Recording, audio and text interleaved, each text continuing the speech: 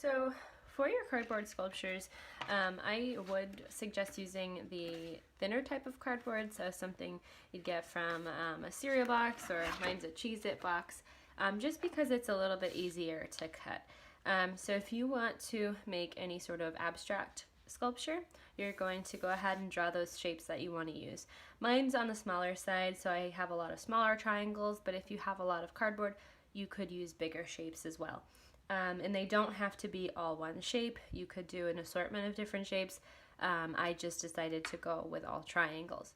If you want to do an animal sculpture, you'll use the same type of cardboard, and you'll need to draw out a simple contour drawing of the body.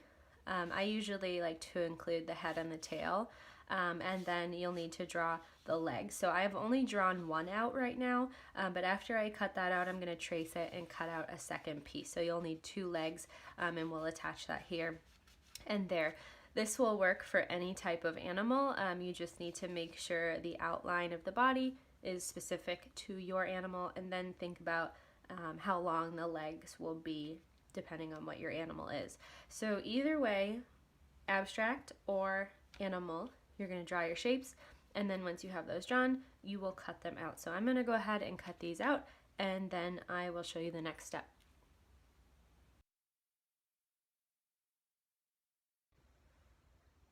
Okay, so I've gone ahead and cut out all my pieces, and I've added some little marks for where I'm going to cut the notches. Those notches are going to be how we connect our pieces to make a sculpture.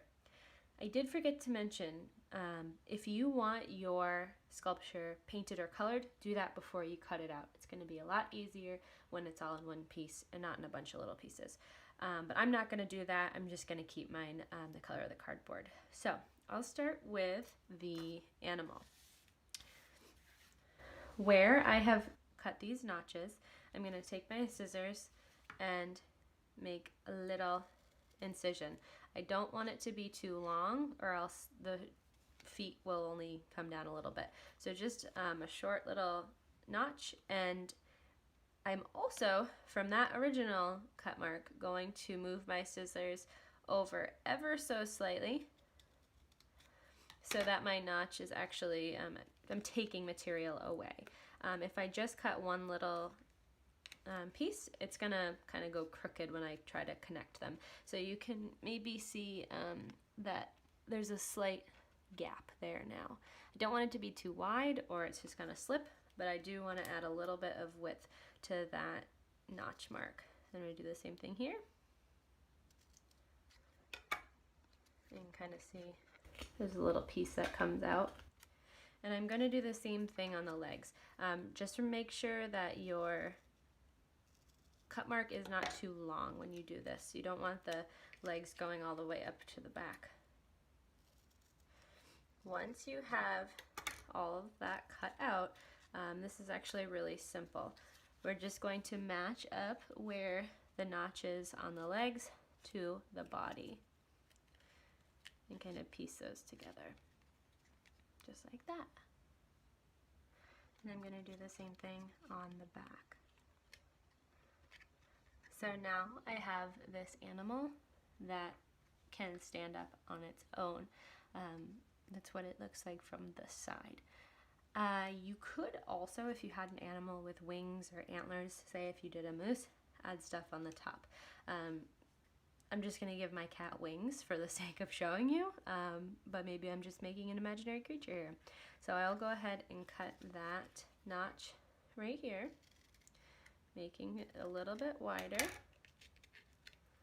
and I just cut some wings. You do want your wings or your antlers to be all part of one piece, so that you can hook it onto the body. You don't want this in separate pieces. That might be a little harder to get that to work. So same idea, I'm cutting that out, and then I am matching that up. So now I have a cat with wings. So that is how you would do an animal sculpture. You can do any type of animal you'd like, or, you know, do something imaginary.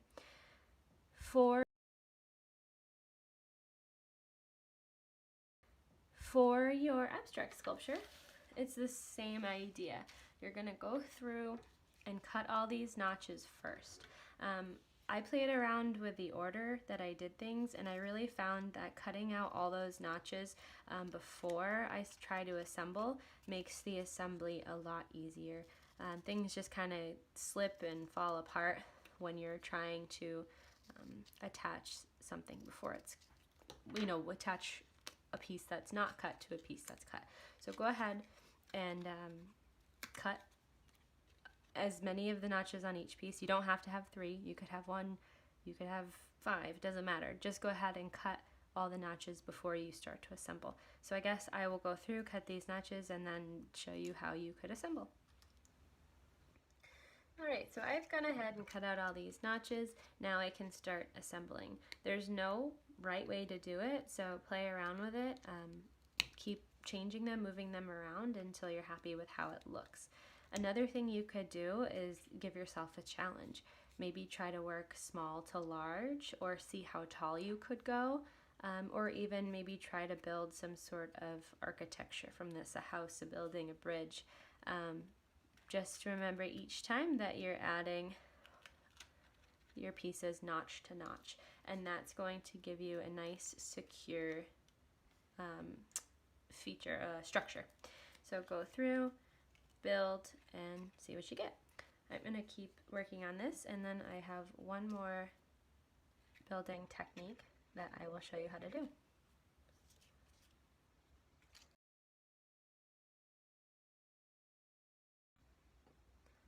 The last method I wanted to show you is with toilet paper or paper towel rolls. Same idea as the other two. You'll cut notches and you will connect them together. You'll have to cut multiple notches on one so that it fits into the other. With this, you could build wide, you could build up. I don't know, try it out, see what you can do with it. And you could also paint them as well. So the notch technique is one way of attaching cardboard and building without any glue. I will also add a resource of other ways to build with cardboard so that you could try out different techniques in addition to this one if you'd like. All right, can't wait to see what you make.